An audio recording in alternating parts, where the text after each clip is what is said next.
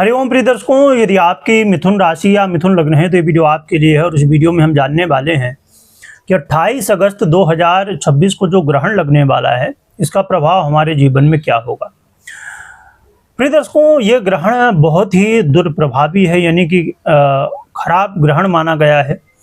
क्यों माना गया है और इसके पीछे क्या कारण है वो भी जानेंगे।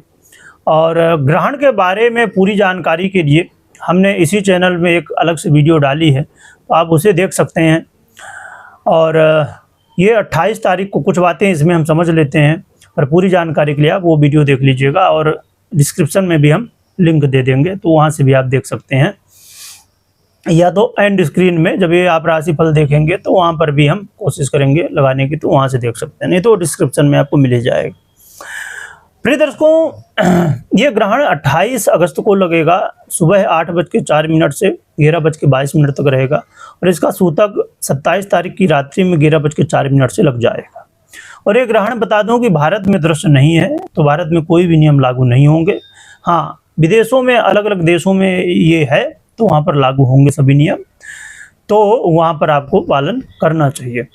तो उस वीडियो में देख सकते हैं कि कौन कौन से देश में ग्रहण लगने वाला, क्या नियम है ग्रहण के, सभी कुछ जानकारी उसमें हमने वीडियो में दूसरे बात की है ग्रहण वाले में। जो कि ग्रहण की वीडियो इस चैनल में आपको पहले नहीं मिलती थी, पर अभी हम डाल रहे हैं इसलिए कि बहुत सारे लोग विदेशों में रहते हैं और इस चैनल से कनेक्टेड हैं, चिंतामणि परिवार से कनेक्टेड हैं, और मेरी बात भी होती रहती है, तो क्योंकि लोगों को जो है तो जानकारी जिससे मिल जाए।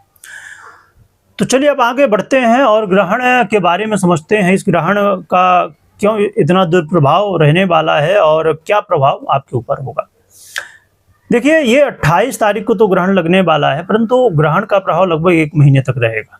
तो आने वाले 1 महीने में जो है तो ये प्रभाव देखने को मिल सकते हैं। एक बात और भी समझ लीजिए कि यदि आपकी कुंडली में ग्रहण योग बना हुआ है, यह चंद्रमा, राहु, शनि इत्यादि ग्रह बहुत पीड़ित हैं, खासकर चंद्रमा बहुत पीड़ित अवस्था में, और ऐसे में इनकी महादशा, अंतर्दशा इत्यादि यदि चल रही है तो फिर ये मुश्किलों को और भी बढ़ा देते हैं। हाँ, परंतु अंतिम निर्णय, अभी जो हम रिजल्ट की चर्चा भी करेंगे, तो अंतिम निर्णय होता है आपकी खुद की कुंडली का। तो आप अपनी कुंडली विश्लेषण करा के जान सकते हैं कि इस ग्रहण का प्रभाव आपके जीवन में क्या पड़ेगा। चलिए ग्रहण के बारे में समझते हैं।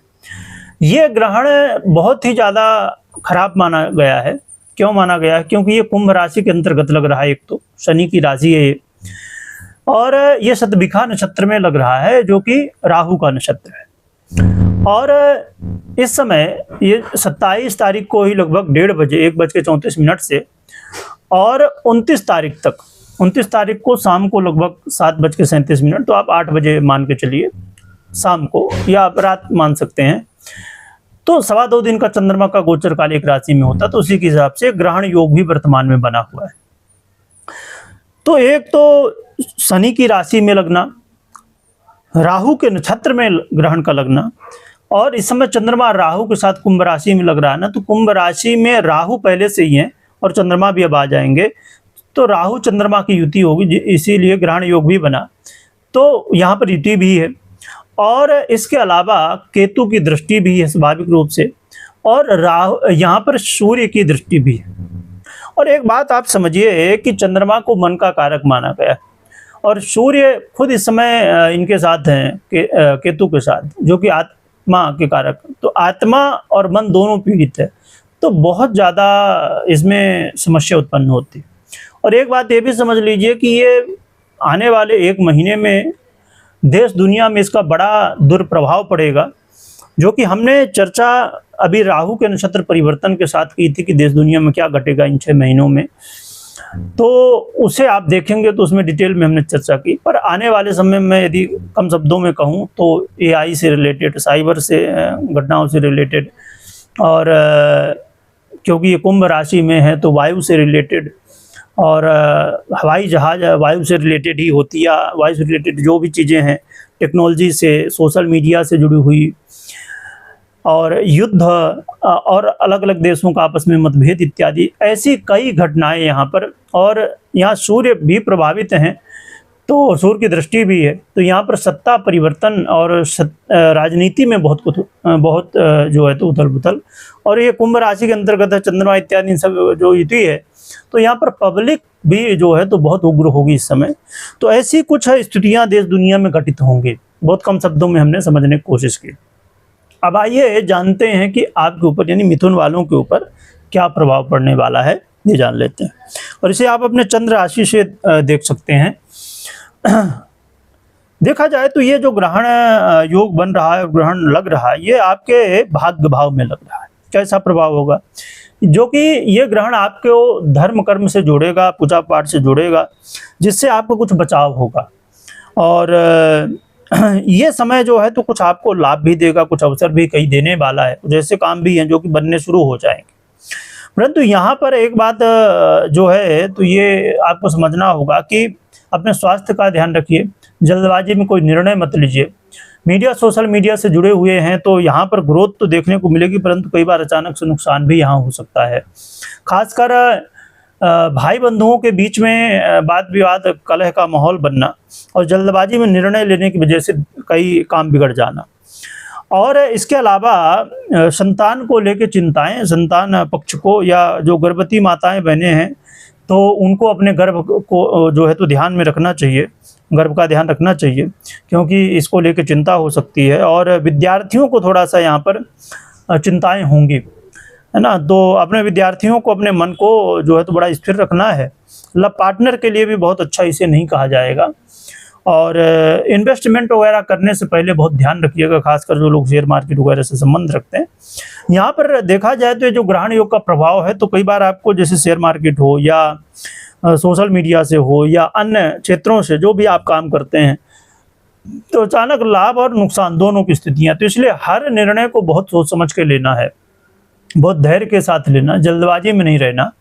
और एक चीज़ ये बहुत ध्यान में रखिए कि भाग्य के भरोसे वाले जो काम होना, जिसमें यह है कि कर्म नहीं भाग्य ज़्यादा प्रभावी है, तो ऐसे कामों में बहुत सतर्क रहिएगा, है ना। तो क्योंकि भाग्य इस समय साथ नहीं देगा उतना, जिसकी वजह से भाग्य से रिलेटेड जो काम है तो फिर ऐसे कामों में बहुत जोखिम रहेगा।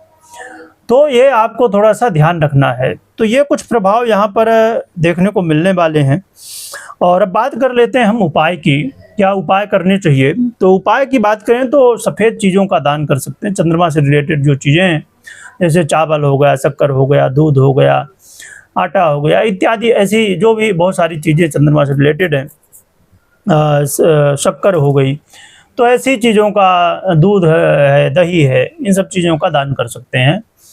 और दान में चाहे तो सफ़ेद वस्त्र भी और दक्षिणा जरूर रखें, जिससे पूर्ति होती है। तो ये चीज़ों जो भी आपके पास उपलब्ध हो तो दान कर दें। 5 चीज़ें हैं, 7 चीज़ें, 1 चीज़ें, जो भी जितना भी आपके लिए संभव हो पाए। मुख्य रूप से यहाँ पर दान के साथ साथ ये ध्यान रखिए कि भगवान शिव की आराधना जरूर करिए। कहीं आसपास मंदिर हो वहाँ जाके बढ़िया भगवान शिव का पूजन करिए, जल चढ़ाइए, दूध चढ़ाइए, अभिषेक करिए, जो भी आपसे संभव हो पाए। कुछ नहीं होता तो जल चढ़ा दीजिए, पर यदि और अच्छे से कर सकते हैं तो आप विधिवत जितना पंचोपचार, दशोपचार, षोडशोपचार, जैसे भी राजोपचार, जो भी आपके लिए संभव हो, रुद्राभिषेक करना इत्यादि, जो भी संभव हो, जितनी समर्थता हो, तो भगवान शिव की आराधना जैसे भी आप कर सकते हैं तो करिए। हाँ, अब कई जगह जो लोग विदेशों में रहते हैं, क्योंकि ये जो ग्रहण है ये विदेशों में ही है, भारत में नहीं है। भारत में तो कोई समस्या नहीं है, मंदिर हर जगह लगभग मिल जाते हैं। परंतु यदि आप विदेश में रहते हैं किसी देश में और वहाँ पर मंदिर नहीं है, क्योंकि मेरी जब बात होती है तो लोग बताते हैं गुरुजी आसपास कोई मंदिर नहीं है, और कई बार होता भी है, तो अब कौन सा मंदिर है कौन सा नहीं, ये दिक्कत होती है। एक चीज़ और भी, यदि मंदिर मान लीजिए शिव जी का नहीं, शिव आराधना करिए, नहीं है तो हनुमान जी का भी हो तो वहाँ दर्शन करने जाइए और हनुमान चालीसा पढ़ सकते हैं। अब मान लीजिए मंदिर नहीं है, क्या करें फिर? तो घर में यदि शिवलिंग इत्यादि है तो फिर घर में आराधना कर लीजिए। घर में भी नहीं है तो फिर क्या करें? तो ओम नमः शिवाय का जप करिए, खूब भगवान शिव की आराधना करिए और दान कर सकते हैं। कई देशों में ऐसा भी है, जब बात होती है लोग बताते गुरु जी हाँ जल्दी दान करने के लिए कुछ नहीं हो पाता, मतलब कि वहाँ पर लोग नहीं मिल पाते, तो पंडित जी नहीं मिल पा रहे या जिन और गरीबों को दान देना, तो वो नहीं मिल पा रहे, तो फिर क्या कर सकते हैं? तो आप फिर भगवान शिव की आराधना करिए। एक ऑप्शन के रूप में एक आप ये रख सकते हैं, या तो आप भारत में अपने नाम से करवा दीजिए, कहीं पर आपके कोई ऐसे व्यक्ति हैं जो कि कर सकते हैं, नहीं तो फिर आप आज के समय में गौशालाएं हैं, तो गौशालाओं में ऑनलाइन भी आजकल आप सहयोग कर सकते हैं, या और भी ऐसे जो अन्य क्षेत्र चलते हैं प्रॉपर, वहाँ पर दान कर सकते हैं, जिससे लोगों को कुछ भोजन पानी हो जाए या कुछ हेल्प हो जाए, तो लोगों की हेल्प कर सकते हैं इस तरह करके। तो ये आपके लिए यदि नहीं हो पा रहा तो फिर ये दान के रूप में ये कर सकते हैं। तो कुल मिला के ये ऑप्शन है, तो ये दान कर सकते हैं, भगवान शिव की आराधना कर सकते हैं, ओम नमः शिवाय का जप कर सकते हैं। तो ये कुछ उपाय हैं। जैसे मैंने पहले कहा और फिर से बता दूं कि ये बहुत ज़रूरी है कि कोई भी निर्णय आप यदि ले रहे हैं तो बिल्कुल आप पर्सनल कुंडली विश्लेषण के बाद ही लीजिए, क्योंकि अंतिम निर्णय जो होता है वो आपके कुंडली द्वारा होता है, क्योंकि आपकी कुंडली में कैसी दशाएं हैं, कैसी गृहस्थितियाँ हैं, राहु चंद्रमा इत्यादि शनि इत्यादि कैसे हैं, ये डिपेंड करता है कि आपको रिजल्ट कैसा मिलेगा। तो ये आप कोई भी निर्णय लेना हो तो आप कुंडली विश्लेषण करा सकते हैं। आप व्हाट्सएप नंबर देख पा रहे होंगे, इसमें संपर्क करके कुंडली विश्लेषण करवा सकते हैं, जान सकते हैं। वीडियो देखने के लिए बहुत बहुत धन्यवाद।